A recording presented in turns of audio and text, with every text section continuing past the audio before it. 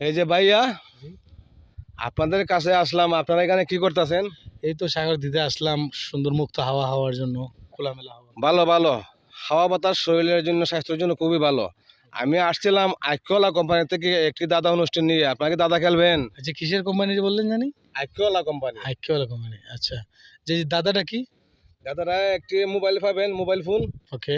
যদি সঠিক উত্তর দিতে পারেন জি। তাহলে একটি মোবাইল ফোন পাবেন, আর যদি না পারি? তাহলে কিছু করার নাই, আপনি ব্যর্থ। ওকে, সমস্যা নেই, বলেন। তাহলে আমি প্রশ্ন করব। অবশ্যই প্রশ্ন করতে পারেন। আচ্ছা, তাহলে আমি প্রশ্ন করি। দুইটি হাঁসের ডিম জি। তিনজনকে সমানভাবে ভাগ করে দেন। দুইটা হাঁসের ডিম তিনজনকে না? হ্যাঁ।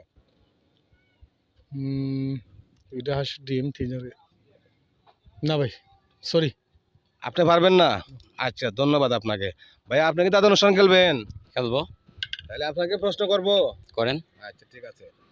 দুইটি হাঁসের ডিম তিনজনকে সমানভাবে ভাগ করে দেন। না ভাই, এটা কিভাবে সম্ভব? দেখেন, চেষ্টা করলে পারবেন। না ভাই, আমি পারছি না। যদি আপনি যদি জানাই দেন তো আমরা শিখে নিয়ে যাবো আপনার কাছ থেকে।